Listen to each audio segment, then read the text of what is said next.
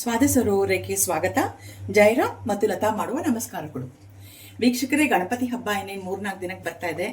So ಗಣಪತಿಗೆ ಬಹಳ ಪ್ರೀತಿಯಾದ ಪಂಚಕಜ್ಜಾಯ ಮಾಡಿ ತೋರಿಸಿದ್ದೀನಿ ಇವತ್ತು. ಇದು ಕಡಲೆಬೇಳೆ ಪಂಚಕಜ್ಜಾಯ ಹೇಗೆ ಮಾಡೋದು ಅಂತ ನೋಡೋಣ.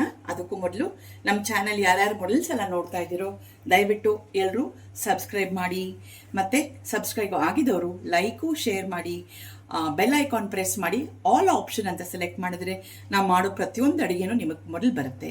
ಮಾಡಿ ನಮಗೆ ಸಪೋರ್ಟ್ ಮಾಡಿ. ಕಡಲೆಬೇಳೆ ಪಂಚಕಜ್ಜಾಯ ಮಾಡೋಕ್ಕೆ ನಾನು 1 ಕಪ್ಪಷ್ಟು ಕಡಲೆಬೇಳೆ ತೊಗೊಂಡಿದ್ದೀನಿ. ಇದನ್ನು ಹುರ್ಕೊಂಬಿಡೋಣ. ಡ್ರೈ ರೋಸ್ಟು ಸಣ್ಣ ಉರಿನಲ್ಲಿ ಚೆನ್ನಾಗಿ ಕಂದು ಬಣ್ಣ ಬರಬೇಕು, ಸಂಪಿಗೆ ಬಣ್ಣ ಬರಬೇಕು, ಅಷ್ಟವರೆಗೂ ಚೆನ್ನಾಗಿ ಹುರ್ಕೊಳ್ಳೋಣ. ಕಡಲೆಬೇಳೆ ಚೆನ್ನಾಗಿ ಹುರಿದಿದೆ, ಘಮ ಘಮ ಅಂತಿದೆ. ಇವಾಗ ಇದನ್ನು ಒಂದು ಸ್ವಲ್ಪ ತಣ್ಣಗೆ ಹಾಕ್ಬಿಡೋಣ. ತಣ್ಣಗಾದ್ಮೇಲೆ ಸ್ವಲ್ಪ ತರತರಿಯಾಗಿ ಮಿಕ್ಸರಲ್ಲಿ ಪುಡಿ ಮಾಡ್ಕೊಂಡು ಬರೋಣ. ಕಡಲೆಬೇಳೆನ ಮಿಕ್ಸರ್ ಜಾರಿಗೆ ಹಾಕ್ಕೊಂಡು ತರತರಿಯಾಗಿ ಪುಡಿ ಮಾಡ್ಕೊಂಡು ಬಂದಿದ್ದೀನಿ. 1 ಟೀ ಸ್ಪೂನ್ ಅಷ್ಟು ಕರಿ ಎಳ್ಳು ತೊಗೊಂಡಿದ್ದೀನಿ. ಅದನ್ನು ಬಾಣಲಿನಲ್ಲಿ ಹಾಕ್ಕೊಂಡು ಚೂರು ಡ್ರೈ ರೋಸ್ಟ್ ಮಾಡಿಕೊಂಡು ಚಿಟಿಪಿಟಿ ಅಂದ ತಕ್ಷಣ ಗ್ಯಾಸು ಆಫ್ ಮಾಡಿಬಿಡೋಣ. ಎಳ್ಳು ಚಿಟಿಪಿಟ ಅಂತೂ ಇವಾಗ ಗ್ಯಾಸ್ ಆಫ್ ಮಾಡಿಬಿಟ್ಟು ಒಂದು ಅರ್ಧ ಬಟ್ಲಷ್ಟು ಕಡಲೆಬೇಳೆ ಯಾವ ಬಟ್ಲು ತೊಗೊಂಡಿದ್ದೀನಿ ಅದರಲ್ಲಿ ಅರ್ಧ ಬಟ್ಲಷ್ಟು ಕೊಬ್ಬರಿ ಹಾಕ್ತಾಯಿದ್ದೀನಿ. ಹಾಕಿ ಒಂಚೂರು ಮಿಕ್ಸ್ ಮಾಡಿಬಿಡೋಣ.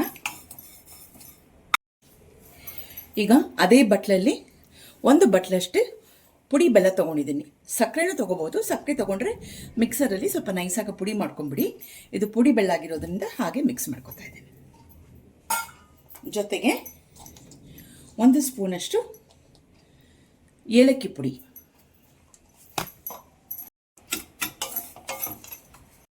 ಇದೆಲ್ಲನೂ ನಾನು ಸ್ಟವ್ ಆಫ್ ಮಾಡಿಬಿಟ್ಟೆ ಮಾಡ್ತಾಯಿದ್ದೀನಿ.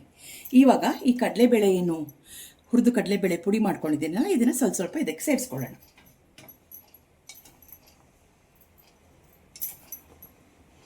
ಸೇರಿಸ್ಕೊಂಡು ಚೆನ್ನಾಗಿ ಸ್ವಲ್ಪ ಮಿಕ್ಸ್ ಮಾಡೋಣ. ಮೊದಲಿಗೆ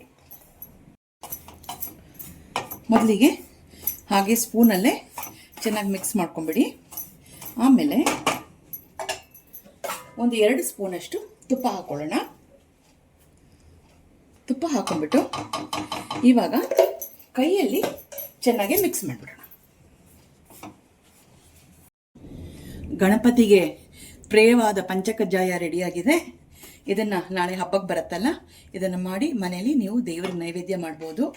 ಇದು ನಾನು ಕಡಲೆಬೇಳೆ ಮಾಡಿದ್ದೆ. ಇದೇ ರೀತಿ ನಾವು ಹೆಸರುಬೇಳೆನಲ್ಲೂ ಮಾಡ್ಬೋದು. ಹೆಸರುಬೇಳೆಗೆ ಹುರ್ಕೊಂಡು ಇದೇ ರೀತಿ ಪುಡಿ ಮಾಡಿಕೊಂಡು ಸೇಮ್ ಏನೇನು ಮಿಕ್ಸ್ ಮಾಡಿದ್ನೋ ಅದನ್ನೇ ಮಾಡಿಕೊಂಡು ಅದರಲ್ಲೂ ಪಂಚಕಜ್ಜಾಯ ಮಾಡ್ಬೋದು.